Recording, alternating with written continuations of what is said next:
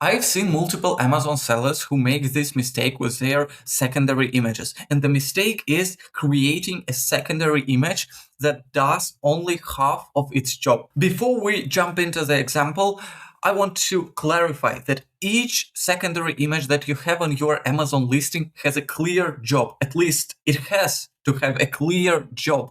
What I mean by that, it needs to have a purpose and the messaging. You need to understand why this image exists in your gallery, what message it's trying to deliver, and why exactly this message. Now, knowing all this, let's jump to the example I've prepared for you. This is one of the images that I wanted to show. It says, skin instantly feels smoother. The problem with such kinds of images is that they do not show visually what they write with text.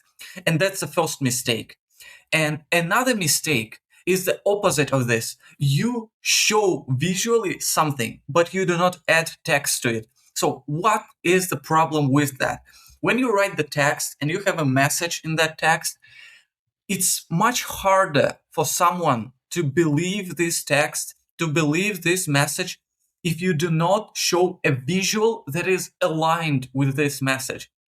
In this case, the text says skin instantly feels smoother, and they just show a product on an empty background. Yeah, the product looks nice, it looks pretty, but pretty, nice, it's not something that sells on Amazon. Clarity sells and trust.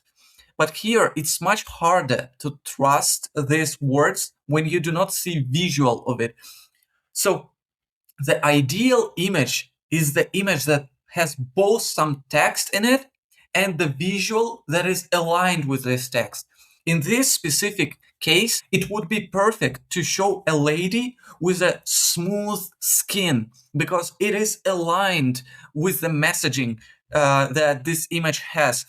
It would be even better to show how this lady is applying this face serum and her skin looks smooth. In this case, you have an opposite situation where you have the message, where you have the visual, you have the image, you are showing something, but you do not have the text. And without the text, the shopper will always have to guess what exactly this image is trying to explain to me. Is it showing that it has to be applied to the face, or is it showing that it's easy to apply this serum, or is it showing that it is supposed to hydrate the skin, or what? I'm not sure what exactly this image is trying to explain to me because I do not have text. I'm not sure what this image does here, and without the text you create confusion. The visual itself is not enough to clearly deliver the message because the strongest point is the point that is delivered both with text and with a visual, with an image that is aligned with this text. So let me show you several examples. These are the images I personally worked on, and the situation here is similar. Deep hydration, nourished, soft, supple skin. So this image has to deliver a message. It has to say that if you use this product, your skin is going to be hydrated, very well hydrated. And what I wanted to achieve in this image, I wanted to achieve the feeling of hydration. I wanted someone to look at this image and see, okay, this skin feels really deeply hydrated. So the text and the visual are directly aligned and they support each other. They do not compete with each other. They do not feel cluttered. And that's another point I also should have covered. When you add a visual and the text, you do not want it to be cluttered. You do not want it to be overwhelming. You want a short message and the visual that supports this message.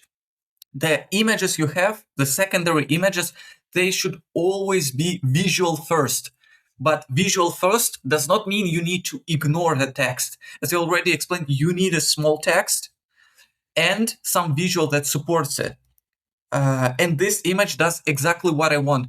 It delivers the idea of deep hydration and nourishment, not just with text, but visually. You can just see how hydrated the lady's skin in this image is. You can almost feel it. And moreover, even the background that might seem usually irrelevant, it also adds to this messaging, because even the background shows some water, shows some liquid. And when the shopper sees that, they instantly understand the messaging. Take a look at another example. This image belongs to the same product, but now it has a different message, different idea behind it, different purpose. That's why this time the skin feels a bit different. Now the skin is supposed to be firm. It has to be smooth. And this is exactly what this image does.